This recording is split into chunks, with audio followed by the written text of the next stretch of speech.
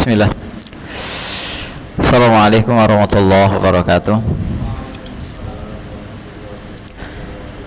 Innal hamdalillah nahmaduhu wa nasta'inuhu wa nastaghfiruh wa na'udzu billahi min syururi anfusina wa sayyiati a'malina. May yahdihillahu fala mudilla lahu wa may yudlil fala hadiyalah. Asyhadu an la ilaha illallah wahdahu la syarika lah wa asyhadu anna Muhammadan 'abduhu wa rasuluh.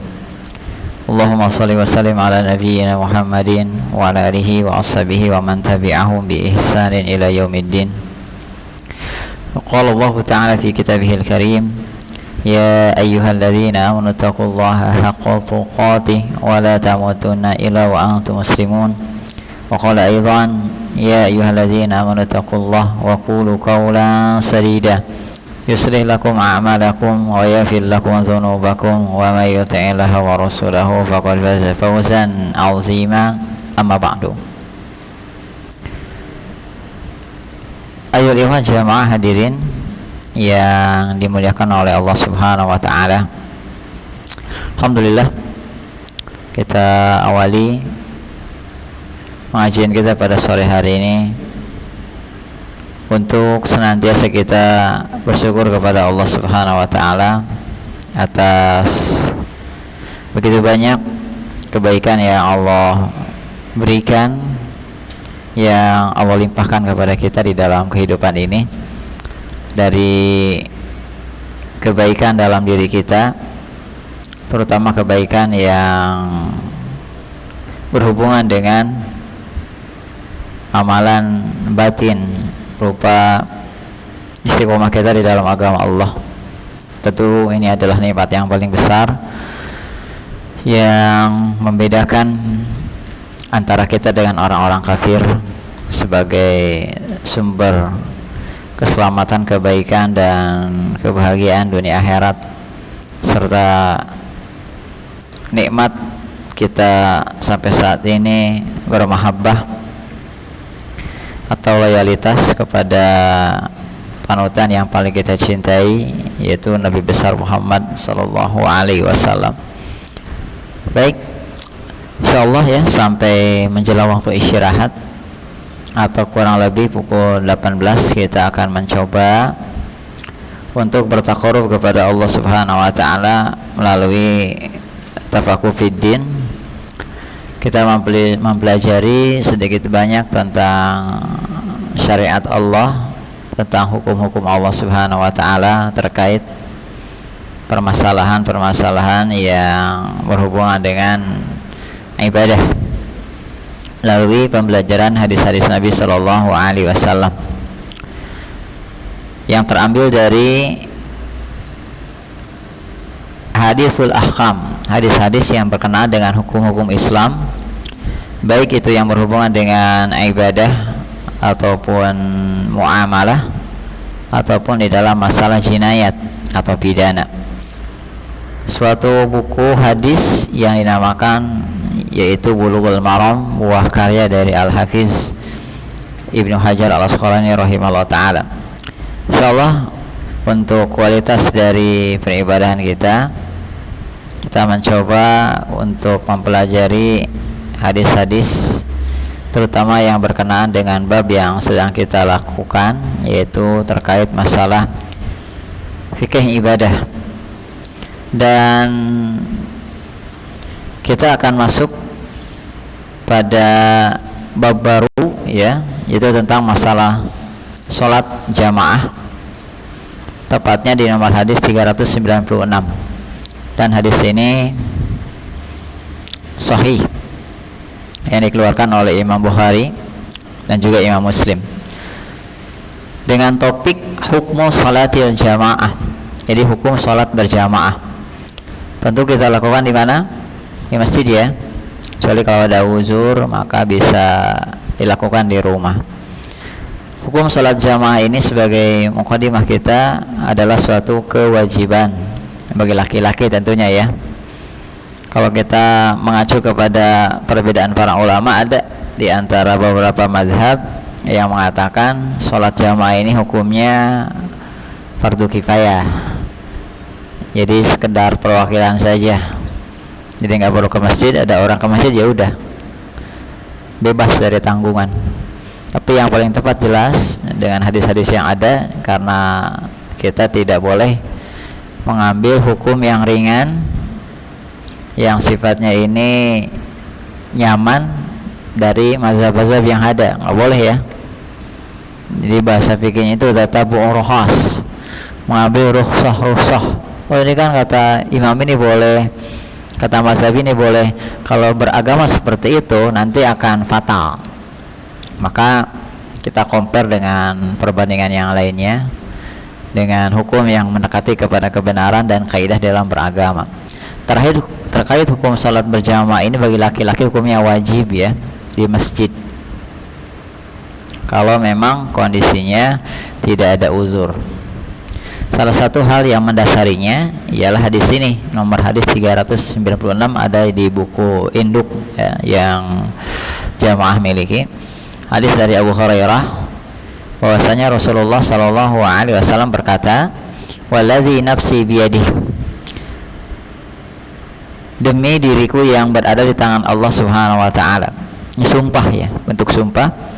Laqad hamamtu, sungguh aku berkeinginan, an amura bihaltabin fayuhtatab, aku menyuruh ya, aku menyuruh untuk mengumpulkan kayu-kayu bakar. Tsumma amura bis shalah, lalu aku menyuruh untuk salat. Fayu'adzana laha, maka seorang azan untuk salat. Tsumma amura rajulan, lalu aku menyuruh seseorang fayu'amman nas, untuk mengimami manusia. Tsumma ukhalifa ila rijalin, lalu aku datang kepada orang-orang la yashhaduna shalah, yang tidak menghadiri sholat, maksudnya yang tidak menyaksikan sholat atau menghadiri sholat, artinya sholat berjamaah. Nabi datangin, fa wahriqu alaihim buyutahum, akan aku bakar rumah-rumah mereka. Insyaallah ya. Waladzi nafsi biyadihi, dan demi diriku yang ada di tangan Allah, lau ya'lamu ahaduhum, seandainya salah seorang dari mereka mengetahui, annahu yajidu arqan saminan, mereka mendapatkan buntut yang gemuk, bagian sapi ya, kan ada buntut tuh. Au ma'ataini hasanataini, ataupun iga yang gede juga, buntut iga. La syahidal isya, pasti akan menghadiri sholat isya.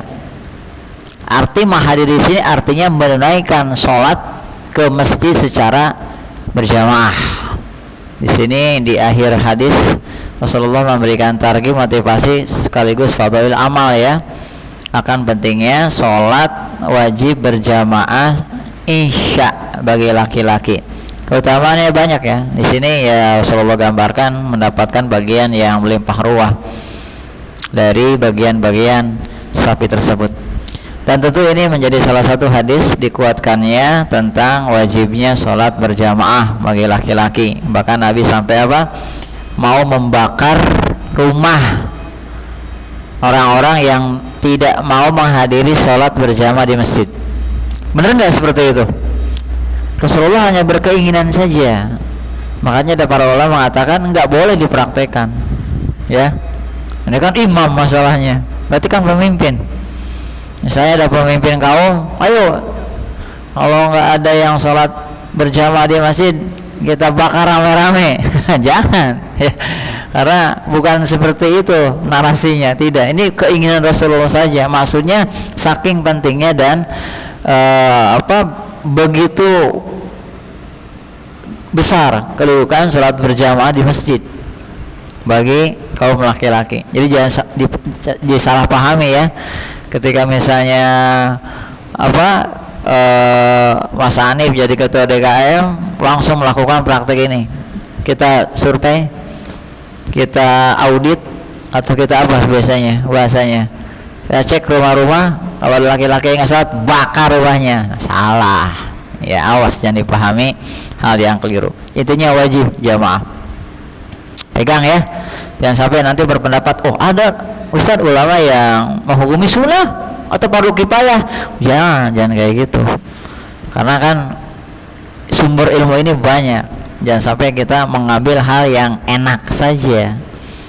Kata para ulama, man tatabba'a ruhas faqad tazandaqa, nantinya siapa yang mengambil hal-hal yang keringanan dari masalah agama, nanti dia jadi zindiq, bisa jadi orang munafik, ya mah nggak boleh kayak gitu ya. Lihat bagaimana Rasulullah berkata demikian akan kepentingnya sholat berjamaah di masjid. Beliau berbicara sebagai pemimpin umat, ya, sebagai Rasul juga.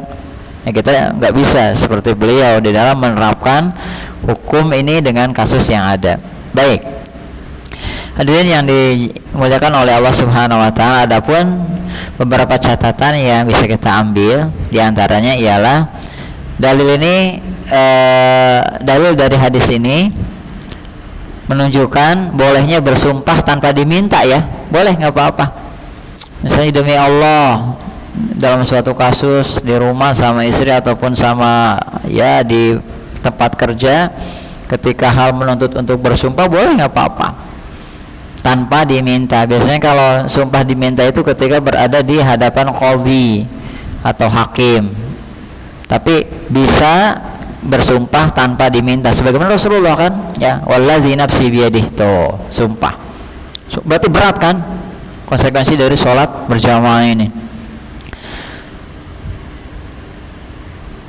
Kemudian selanjutnya hadis yang tadi kita bacakan menjadi dalil tentang penetapan sifat tangan bagi Allah, karena ada dalam panjang hadisnya ada, ya. Jadi sifat tangan bagi Allah. Terkait masalah sifat tangan bagi Allah ini, ya, dalam perspektif akidah Ahlussunnah wal Jamaah secara hakikat, ya, secara hakikat ketika Allah menetapkan tentang dirinya dan Rasulullah menetapkan tentang zat atau diri Allah, itu kita imani dan kita tetapkan pula dengan catatan yang pertama, tidak meniadakan sifat tersebut dari Allah yang namanya ta'til. Yang kedua, tidak melakukan tahrif, merubah makna ataupun merubah lafaz. Ya, misalnya tangan Allah itu adalah kekuatan, nah itu berubah, kita nggak boleh kalau nggak ada dalil yang lain. Yang ketiga, tasbih, menyerupakan, nggak boleh. Jadi ketika kita menetapkan Allah mensifati dirinya memiliki tangan, yaitu hakikat, tanpa kita menyamakan dengan tangan makhluk, nggak bisa. Yang keempat, takyif, deskripsi, menggambarkan bagaimana si tangan Allah, itu nggak boleh, ya.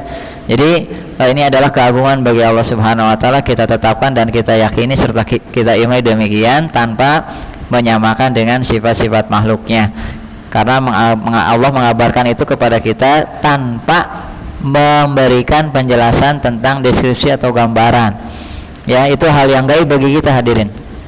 Baik, selanjutnya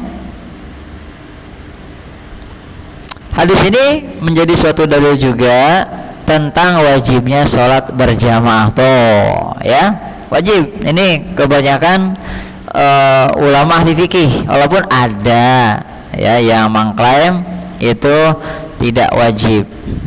Repot juga, ya, kalau misalnya mengklaim itu tidak wajib, kita nanti pahalanya berkurang atau bangkrut justru dengan adanya kita memiliki aktivitas sholat berjamaah di masjid ini. Pahalanya luar biasa, ya Allah, benar, ya. Langkahnya bukan langkah sembarangan, pulang perginya pahalanya besar juga kan.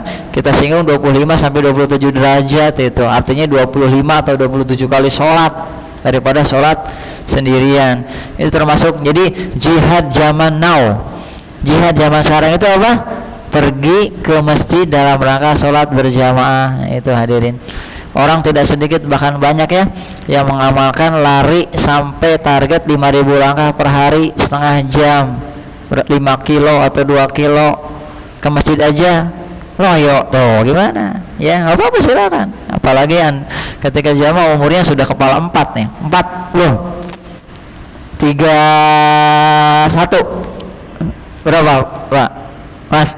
39, ya Allah, ya, udah apa kalau kata orang udah mojehnya nih, ya, harus ada aktivitas kayak gitu. Ya lumayan lah kalau ketika ke masjid ya. Kalau masjidnya lumayan kan, ini bisa memperbaharui sel-sel juga. Baik jamaah, jangan demikian adanya. Jihad itu, ya jihad di zaman sekarang berat. Perjalanan ke masjid itu apalagi salat subuh ya, oh ya Allah.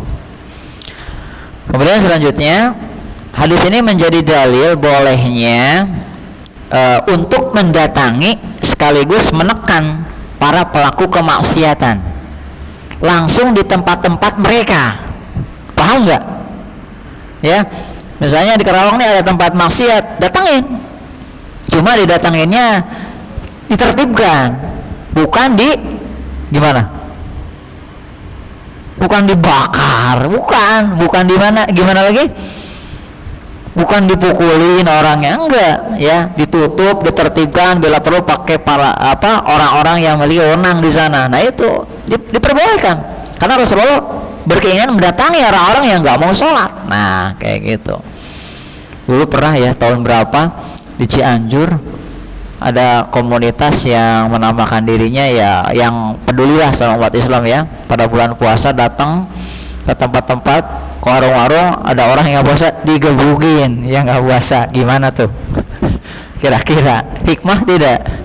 Ya, jangan. Gak apa-apa. Kalau punya power ya, kalau nggak punya power ya jangan. Cukup nasihati aja. Kita datangi orang-orang yang punya berwenang.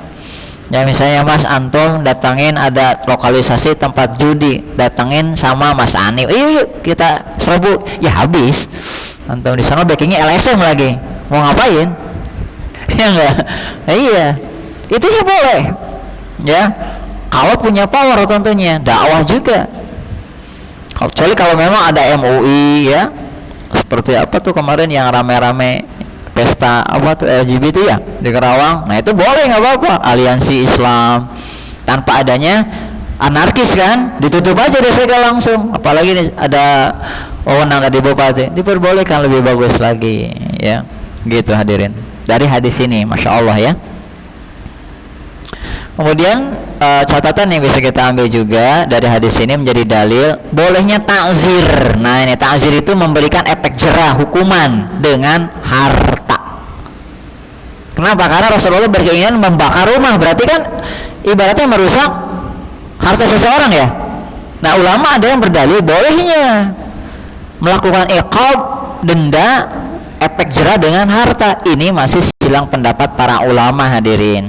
Karena yang datang dari syariat itu hanya diperbolehkan kepada orang yang memang telat atau nggak mau susah bayar zakat, baru diberikan denda berupa harta lagi dendanya.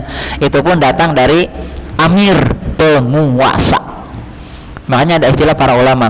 Ya misalnya kalau anak-anak jamaah ada yang sekolah di pesantren, tiba-tiba datang telat ke pesantren, didenda 20.000 bayarnya. Nah, ada yang kayak gitu mungkin ya diterapkan, ataupun denda 50.000 karena telat, ataupun karena melanggar aturan-aturan, denda 100.000.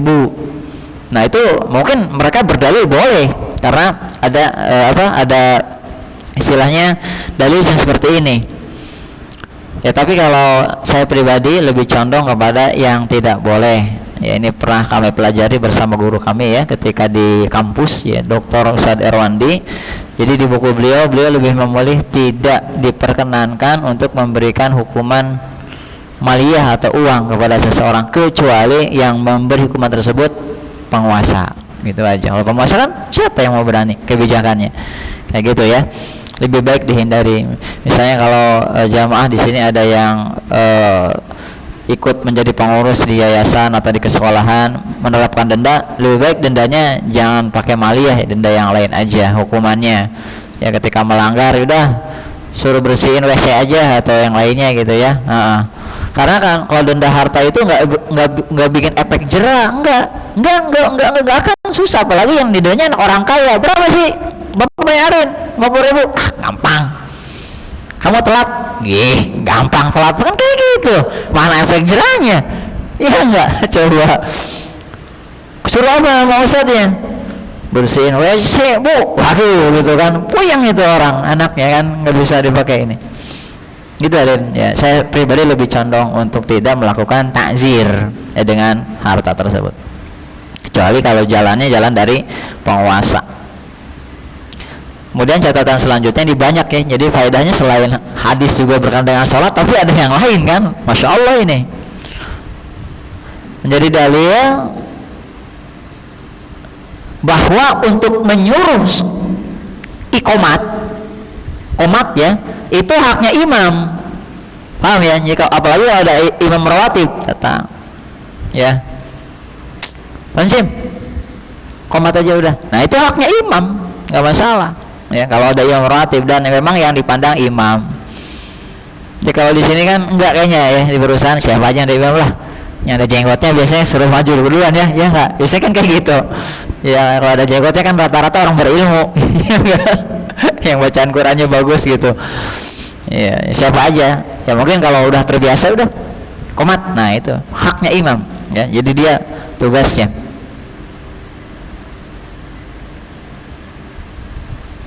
Baik itu imamnya dekat ya, hadir, maka itu ya lebih berhak untuk menyuruh untuk menegakkan iqamat. Tadi kan Rasulullah nyuruh, ayo udah qomat. Catatan terakhir dari hadis ini, imam kalau dia imamnya rawatib dimanapun ya, oh di sini kan enggak kayaknya ya, kalau dia punya kesibukan maka adanya istikhlaf, ngasih mandat kepada imam bada. Nanti kalau saya nggak ada, saya safar, saya keluar, nanti tolong ya gantiin saya sebagai imam. Nah harusnya kayak gitu hadirin ya, biar masjidnya rapih gitu. Jadi ada ring 1, ring 2, ring 3-nya kalau imam nggak hadir. Kalau memang masjid itu ingin baik, tata kelolanya demikian adanya, biar nggak jorok gitu kan. Karena pernah saya sholat di suatu perumahan, nih imam bacaannya kayak gini banget, panjang pendeknya kabur gitu ya. Wah kacau lah doanya, ini gimana pengelolaannya gitu kan. Apakah ini imamnya sekedar tunjuk aja? Ini harus rapi ya. Setidaknya yang pantas lah jadi imam.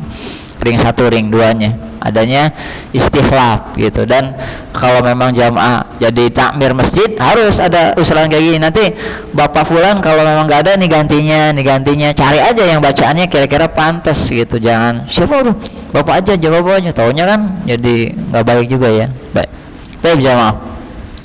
Selanjutnya hadis nomor 397, dan hadis ini sahih ya, sahih, dikeluarkan oleh masih Bukhari Muslim dari sahabat Abu Hurairah. Ini terkait masalah tahzir minat takhalluf anil isya wal fajri. Ada peringatan nih orang yang tidak menghadiri salat berjamaah di waktu isya dan subuh di masjid tanpa uzur. Rasulullah sallallahu alaihi wasallam bersabda, "Afqalus salati 'alal munafiqin." Salat yang paling berat bagi orang-orang munafik itu salat isya, salatul isya. Wa salatul fajri, dan salat subuh. Walau ya'lamuna ma fihima, seandainya mereka tahu ya keutamaan dalam kedua salat tersebut, isya dan subuh, la tahu walau habwan, pasti mereka akan mendatangi isya atau subuh meskipun dengan merangkak ya, habwan, jalan dengan tangan dan kaki, berarti kan anak kecil jalannya. Sini ada jelas ya, artinya sholat yang terberat maksudnya nggak susah buat datang ke masjid di dua waktu ini.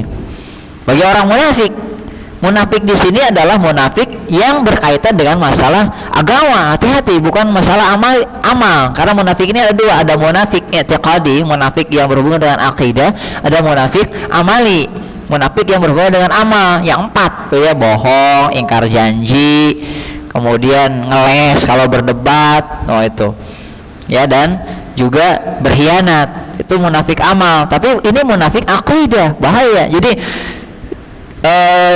dalamnya kufur, casingnya Islam.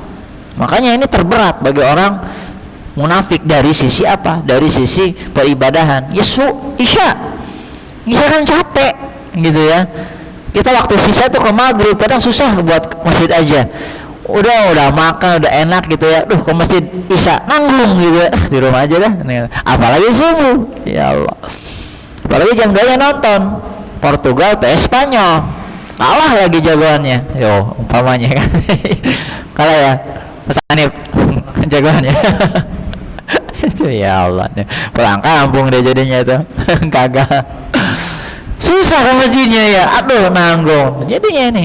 Ya walaupun memang ketika nggak melakukan ini bukan dicap munafiknya benar-benar langsung seperti munafik yang akidah, tidak ya hadirin, tapi ada indikasi tanda-tandanya. Nauzubillah, apalagi isya subuh ya, luar biasa hadirin. Kan ada dalam riwayat lain itu, mudah-mudahan kita lewati nanti, salat isya berjamaah itu seperti salat setengah malam, salat subuh berjamaah seperti salat full. Masya Allah ya, luar biasa itu pahalanya. Soalnya perjuangannya juga nggak mudah, apalagi subuh, aduh ya Allah ya, berat sekali gitu kan, berat sekali nih. Masya Allah, kalau memang kita nggak pakai ilmu paksa mah mending tidur lagi gitu kan, subuh berat. Mudah-mudahan dipermudah lah ya.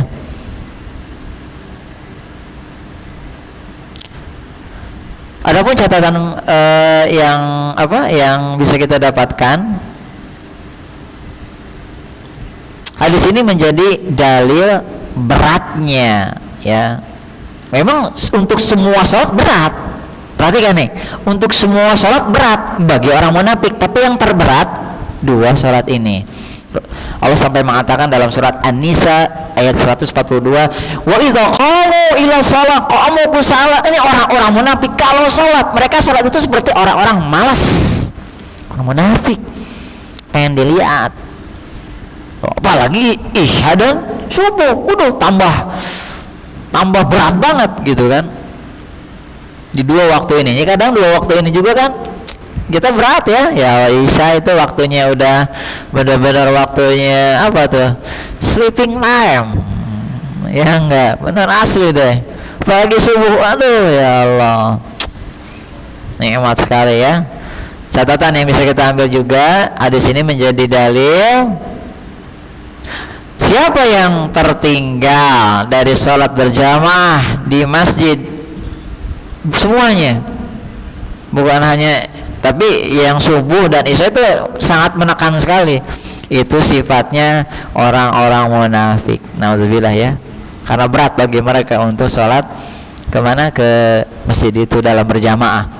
Makanya di zaman Nabi itu kalau ada orang yang absen, datangin rumahnya, takutnya sakit atau takutnya lagi futur diingetin. Nah kayak gitu ya, makanya kata siapa tuh, apa Ibnu Mas'ud atau Ibnu Umar ya, orang yang memang di zaman Nabi itu tidak tertinggal ya, atau tidak hadir sholat berjamaah itu terpaparnya langsung kemunafikan. Apalagi zaman sekarang ya, aduh ya Allah, zaman sekarang itu masih dekat juga, hayu ngeriung gitu hadirin. Pernah ya ada kemarin tuh salah satu sukarelawan yang ke Aceh ya, ke Aceh. Kita tidak menyudutkan, enggak hadirin, tetap mereka saudara-saudara kita yang kemarin ditimpa apa tuh, banjir ya. Cuma kan memang banyak kekurangannya juga, di kita pun banyak ya. Aceh ini kan bencananya ada tsunami dan banyak sekali ya. Jadi ya mungkin di sekitar juga banyak ya. Kadang saya sempat nanya gitu, apa sih hal yang memang nampak gitu dari yang kaitannya dengan agama di sana tuh seperti apa? Salah satunya itu mereka ketika sholat itu, ya di kita juga ada kayak gitu ya, mereka banyak tentang apa, coffee shop kayak gitu ya, banyak sana juga. Jadi ketika azan itu ya santai aja, azan koma ya biasa aja, udah lanjut ngopi lanjut gitu, dan itu banyak. Di kita juga seperti itu banyak hadir ya. Allah timpakan musibah bencana kan siapa tahu ya, karena dari pendapat ulama yang lain tuh ya, orang yang nggak ke masjid tanpa uzur ya maksiat, tergolong ya maksiat. Lagi ini terindikasi dari sifat-sifat orang munafik, nauzubillah jamaah ya. Tapi di sini tanpa uzur ya, tanpa uzur. Kecuali kalau ada uzur ya enggak ya, seperti kerja kan repot nih ya, gimana, peraturan kan ya, itu bukan tanggung jawab kita. Kemudian azan juga kan Ada azan kan? Enggak tuh kan. Ya, cuma kalau memang bisa kita sholat berjamaah ya kita lakukan gitu. Minimal zuhur ataupun asar mungkin ya, nggak apa-apa. Ya. Tapi selebihnya ya ketika memang nggak ada pencegah ya kita bergegas lah untuk sholat berjamaah. Selanjutnya, wujubul jamaah ala man sami'an nida. Wajibnya berjamaah bagi orang yang mendengar azan. Hadis nomor 398 dan hadis ini sahih ya, riwayat Imam Muslim. Jadi terkaitnya jamaah ini ketika mendengar azan. Kalau nggak mendengar azan berarti ya nggak wajib gitu hadirin. Tapi di zaman sekarang kan kayaknya enggak lah ya. Kalau di zaman dulu kan belum ada tuh yang namanya toa. Makanya dulu mereka menaranya tinggi. Kalau sekarang kan masih menaranya enggak ya? Enggak ada. Kan ada pakai menara ada enggak? Karena mau aja itu naik ke menara langsung. Jadi terdengar ya di pemukiman ya sampai di ya jauhan. Makanya kalau zaman sekarang ya insya Allah gitu kan, apalagi masjid banyak, toanya gede-gede ya. Jangan kalah sama sound horeg gitu kan istilahnya, berdua sound horeg. Atau masjid gitu kan harus keras. Ya enggak? Wajib ketika mendengar azan. Nah, ini nanti ada penjelasan ya yang bagus dari pensyarah ya, Dr. Abdul Al-Fauzan. Bagaimana ketika enggak mendengar azan tapi masjidnya dekat? Nah, itu jangan jadi dalih ya. Masjid 20 meter dari rumah mendengar azan, ini ke masjid dah. Nah, jangan kayak gitu. Nanti ada penjelasannya. Ini dikaitkan kalau mendengar azan itu kalau jauh 500 meter umpamanya 200 meter ya dia sulit nggak dengar azan. Makanya di sini ada sikap lain dari pernyataan para ulama. Masih dari hadis Abu Hurairah radhiyallahu anhu, dia berkata, "Atan Nabiyya sallallahu alaihi wasallam rajulun a'ma." Nabi mendatangi seseorang yang buta. Faqala, orang buta tadi berkata, "Ya Rasulullah, wahai Rasulullah, laisa li qaidun yaquduni ila masjid." Saya enggak punya orang yang bisa menuntun saya buat ke masjid. Farahsalahu, maka Rasulullah memberikan rukhsah, keringanan, toleransi bagi orang buta tadi. Ya udah, di rumah aja. Falamma walla, ketika ngeleos pulang, da'ahu, Rasulullah panggil lagi. Sini. Faqala, beliau berkata, "Hal tasma'u nida, kamu dengar azan enggak?" Qala na'am, orang tadi berkata, "Iya dengar." Qala fa'ajib, kalau gitu datangi masih tadi. Oh, ya gitu ya. Sahabat ini orang buta hadirin. Kita yang melek gimana nih? Yang melek ya. Sejalan gitu kan. Jamaah mungkin pernah ngeliat ya di FB itu ada orang tua yang pakai apa tuh ke masjid yang nggak ngelihat pakai tali. Itu bener ada itu. Salah satunya itu saya pernah lihat salah satu persaksian dari Syekh Abdul Razak Al-Badr. Pernah menjumpai bapak-bapak yang sulit melihat itu pakai benang ke masjid, tali. Ya Allah, ini yang menyulitkan kita nih di akhirat gitu. Orang kayak gitu aja masya Allah bisa ke masjidnya kita, kaki sehat gitu ya, mata sehat, pakai motor pula gitu. Ya enggak, terus apa lagi, sam urat juga enggak gitu ya. Kayak ke masjid kadang-kadang semangatnya kurang nih. Ini orang yang diberikan oleh Allah kekurangan malah hebat ke masjidnya. Ya Allah, nastagfirullah wa atubu ilaih. Baik, ada catatan yang bisa kita ambil. Yang pertama atau diantaranya ialah hadis ini menjadi dalil yang jelas wajibnya sholat berjamaah di masjid, jelas ya. Yang tadi mau bakar rumah kayak Rasulullah, lah ini orang buta hadirin, wajib ya, masya Allah. Karena Nabi nggak memberikan rukhsah, toleran, keringanan bagi orang yang buta tadi ya, yang rumahnya jauh dari masjid, nggak punya penuntun juga. Ya Allah, sampai seperti ini gimana tuh caranya tuh ya? Ya mungkin ya dengan perjuangannya ya, diantar ataupun kayak tongkat kali, atau dia punya jalan tersendiri kayak tadi tuh, gitu ya. Ini kan jarang gitu kan, jarang orang buta kayak gini. Ya kalau memang ada orang buta, ada keluarganya kan, iya nggak? Minta bantu tuh, masya Allah pahala juga, barang kan masjidnya. Nah, kayak motor gitu kan, ya enggak, ya anter, iya, ya Allah. Dan itu banyak terjadi, ada itu orang tua ngaji bareng terus sama anak muda, itu dibonceng tuh ke masjid, ada yang kayak gitu. Jadi ini pernyataan yang begitu sulit di zaman Nabi. Kalau zaman sekarang kan enggak, sebuta-butanya orang masa sih sebatang kara, bener enggak enggak kan, dia kan punya anak, punya tetangga, seperti itu. Saking pentingnya berarti salat berjamaah di masjid. Orang para ulama mengatakan, ya Imam Khattabi dan yang lainnya dan jumhur juga ya, buta bukan jadi alasan untuk tidak pergi jamaah ke masjid. Kalau dia mendapatkan orang yang menuntun meskipun dengan mengupahi, kasih gaji itu hadirin. Ya Allah, ya luar biasa ini. Duh, anterin saya nih, ya.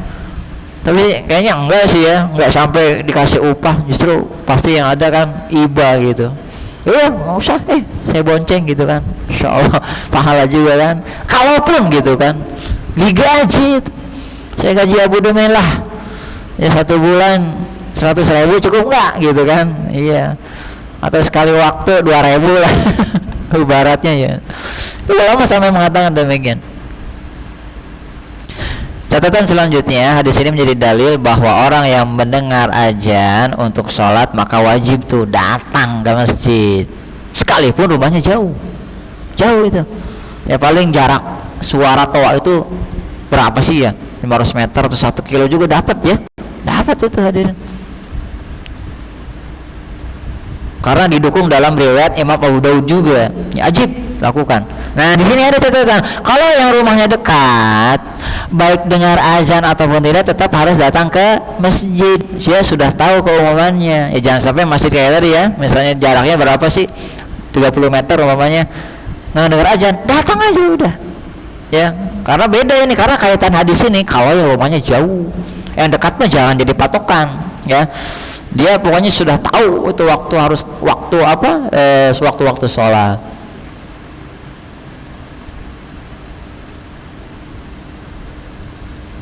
Tuh ya, apalagi zaman sekarang di sini ada mukabbirus saut ataupun pengeras suara. Terkadang pengeras suara juga beliau mengatakan bukan jadi patokan, karena itu nggak jadi parameter. Terkadang suara toa itu pelan, konslet ya suaranya, apalagi lagi masjidnya perbaikan, tempatnya jauh, ya bukan jadi acuan gitu. Yang penting terdengar aja, ya. Baik. Selanjutnya di hadis setelahnya 390 berapa?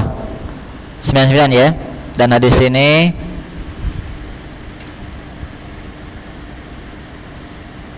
sahih ya. Dari Ibnu Abbas radhiyallahu anhuma, topiknya hukmu man sami'a nida falam yujib. Siapa yang mendengar azan tapi tidak datang ke masjid. Nabi sallallahu alaihi wasallam bersabda, man sami'a nida, siapa yang mendengar azan falam ya'ti, maka dia tidak datang tuh ke masjid, fala sholata lahu, tidak ada sholat baginya, illa min uzrin, kecuali karena uzur. Hadis ini ringkasnya sahih hadirin. Kita lihat di sini ada kata apa? La sholata lahu, tidak ada sholat. Ulama menjelaskan, la sholata di sini bukan berarti nafiyunya atau peniadaannya sihah, enggak. Jadi enggak asal sholatnya, tapi nafiyul kamal. Jadi enggak sempurna aja ketika sholat di rumah, keutamaannya hilang. Ya bayanginlah, antum ngapain sih lah kita ya ke masjid dengan sholat di rumah kalau nggak ada ujur. Ke masjid 25 sampai 27 kali, cuma 1 kali, ya itu pahalanya jauh nantinya, ya. Maksudnya kali ini 2 seperti 25 atau 27 kali sholat pahalanya, Masya Allah kan. Nah ini nggak datang, bahkan kata ulama kontemporer Syekh bin Baz mengatakan dosa dia, bermaksiat, tapi sholatnya sah gitu ya. Karena ya ini kan kewajiban, jadi nilainya dosa, maksiat kalau memang nggak ada uzur. Jadi di sini penapian, peniadaan tidak ada sholatnya sifatnya tidak sempurna. Nah, banyak kesempurnaan yang hilang.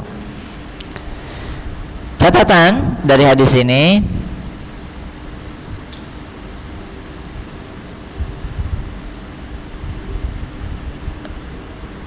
ada orang yang berargumentasi dengan hadis tersebut, sesungguhnya sholat berjamaah adalah syarat sah sholat.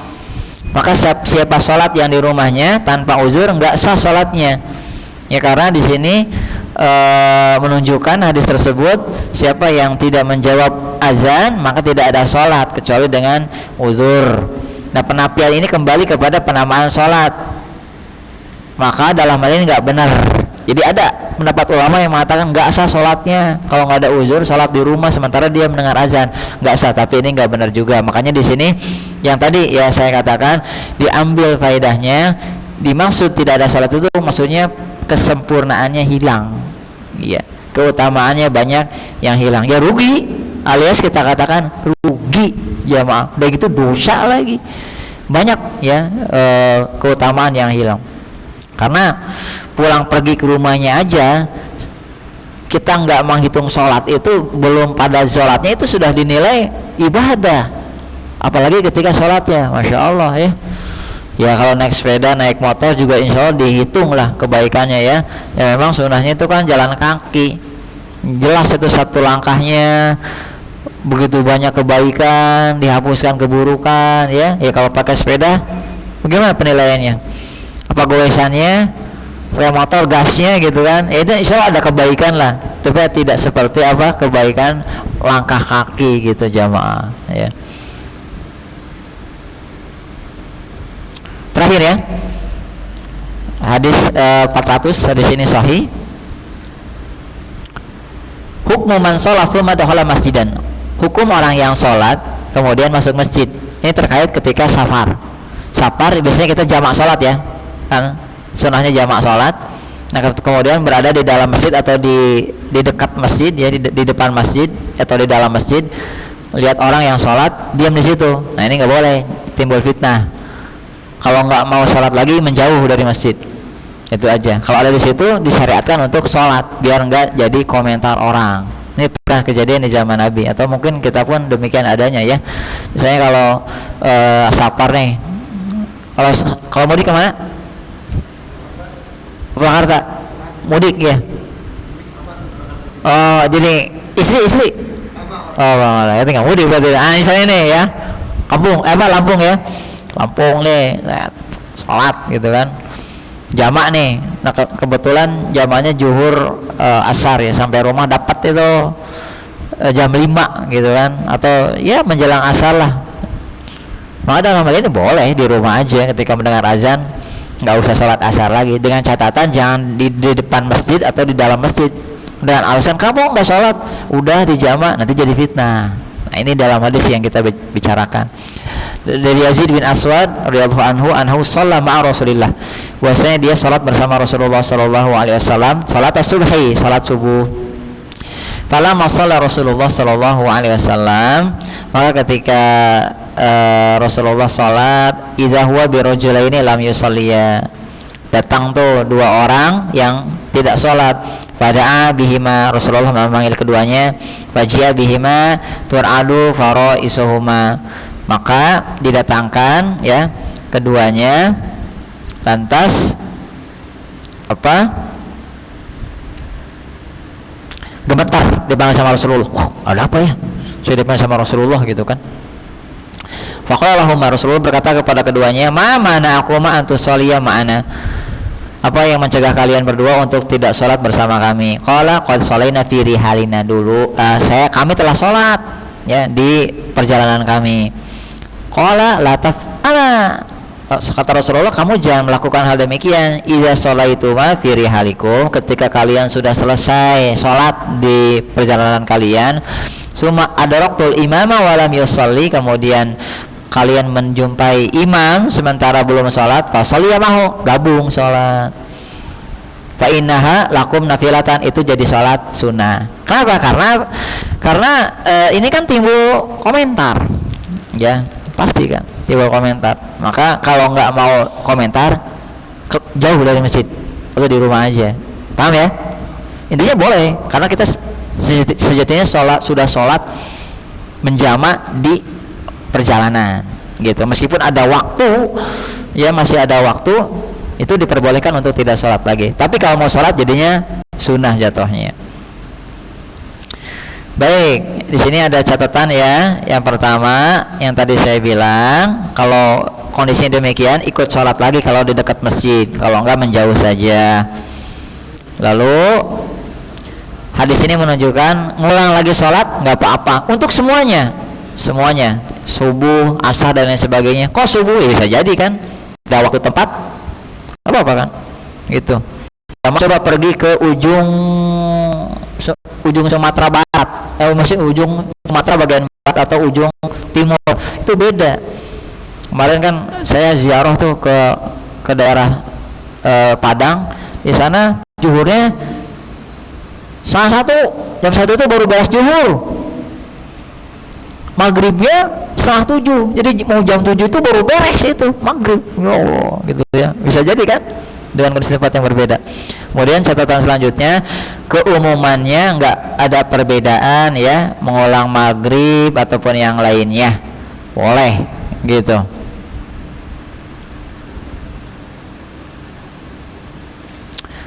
Pengulangannya juga itu dikhususkan jamaah yang ditegakkan di masjid. Intinya di masjid aja. Kalau di rumah, ya nggak bisa di rumah mah. Langsung nggak sholat, udah. Nah itu nggak masalah karena nggak ada di depan masjid. Wallahu ta'ala. Baik jamaah, masih ada waktu mungkin 3 menit lagi. Barangkali ada tambahan penjelasan dari pertanyaan terkait pembahasan. Kalau ada silakan. Mudah-mudahan ada jawabannya. Kalaupun tidak ya wallahu ta'ala alam. Kalau silakan mungkin. Ada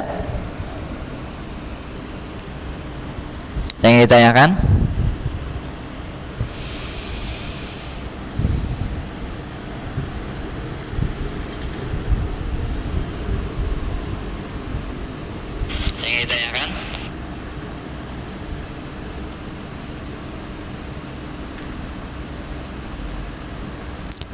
Nanti bisa diamalkan ya, kasus-kasus yang memang goring gitu, jarang terjadi, apalagi seperti yang tadi itu banyak gitu, kejadian.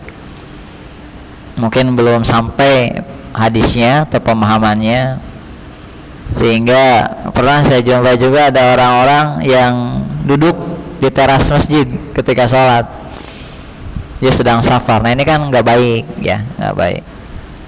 Lebih baik menjauh aja dari masjid. Tapi mudah-mudahan kita bisa mengamalkan dari hadis-hadis yang ada untuk kualitas ataupun perjumpaan kasus yang kita hadapi dalam masalah ibadah salat kita, sehingga kita bisa menerapkannya ataupun menyelesaikannya dengan pemahaman yang telah kita dapatkan. Nasallallahu sallallahu ala nabiyina Muhammadin wa akhiru da'wana alhamdulillahirabbil alamin. Kita tutup dengan doa penutup majelis. Subhanakallahumma bihamdika asyhadu an la ilaha illa anta astaghfiruka wa atubu ilaik. Assalamualaikum warahmatullahi wabarakatuh.